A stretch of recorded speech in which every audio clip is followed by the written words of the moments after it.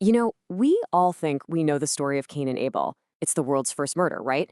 But what if there's way more to it? When you take a closer look, you find this deeply tragic character study, and it doesn't start with anger. It actually starts with incredible hope. So let's dive into the fall of a son who was promised everything. And this, right here, this is the core question we're digging into.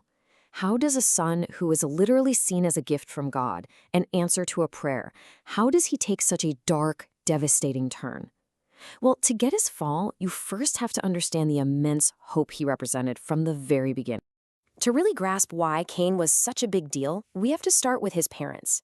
Just try to imagine the heartbreak of Adam and Eve, the first man and woman. After being cast out of the garden, their first children also turned away from them, completely rejecting their teachings. They were alone, and their hopes for a righteous family, well, they were seemingly crushed. So, in this moment of just deep, painful loneliness, Adam and Eve turn to God. And they don't just pray for a son, they pray for a very specific kind of child. They ask for a choice spirit, someone who would listen, someone who would be worthy, someone who could finally carry on their legacy. And when that son was born, oh, Eve's joy was just absolute. Her words here say everything. I have gotten a man from the Lord. She truly believed this child was a divine promise, someone who was basically incapable of rejecting God's words. This was Cain. He was the answer. So, you see, Cain enters the world carrying this enormous weight of his parents' hopes and dreams. His name even meant obtained, because he was a gift obtained through the Lord's blessings. And from everything we can tell, in the beginning, he seemed completely destined to fulfill that promise. And here's the thing, Cain wasn't some weak, timid kid. He's described as an absolute powerhouse, forceful, ambitious, zealous, a born leader. He had the potential to be, and this is a quote, a prince in the cause of righteousness. He was a brilliant son with every possible advantage. But as we're about to see, those very strengths, when they're left unchecked, become the engine of his downfall. And this is where the story takes a sharp turn. According to the text, life here on Earth, what it calls the second estate, is the ultimate test, right? It's a proving ground that's designed to not only showcase our strengths, but more importantly, to expose our hidden weaknesses. And for all of Cain's amazing potential, he had a fatal flaw. Okay, so let's start peeling back the layers of this promising prince and see what was really lurking underneath, because this is where the tragedy truly begins to unfold. The text describes these festering seeds of sedition buried deep inside him, and they were being fed by his out-of-control ambition and his self-centered pride.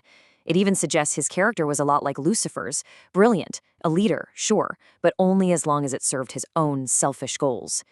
These weren't new flaws, but they were dormant seeds that life on Earth was finally going to bring to bloom. Now, this is absolutely crucial to understand.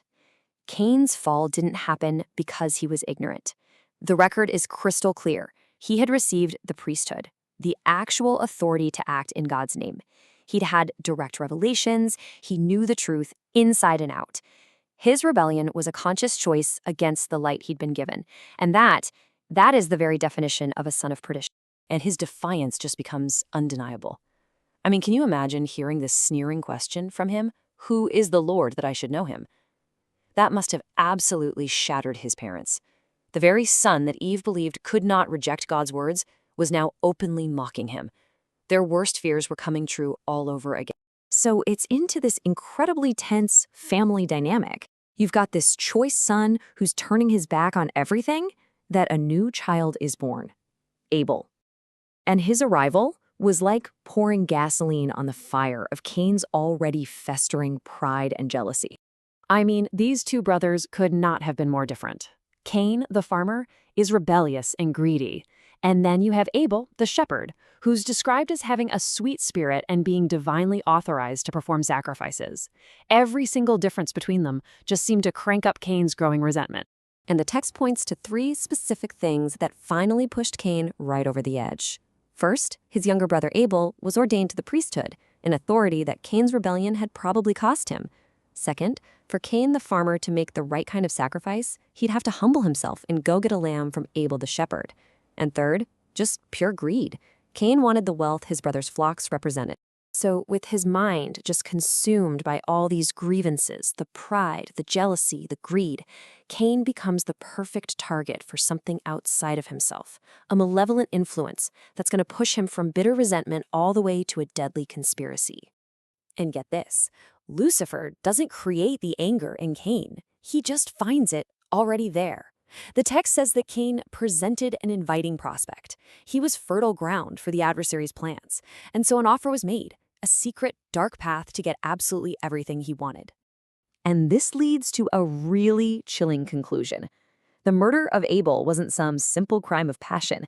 It was the founding act of the world's first murder cult, a secret organization bound by oaths specifically designed to use murder for profit. This was organized evil from the very, very beginning.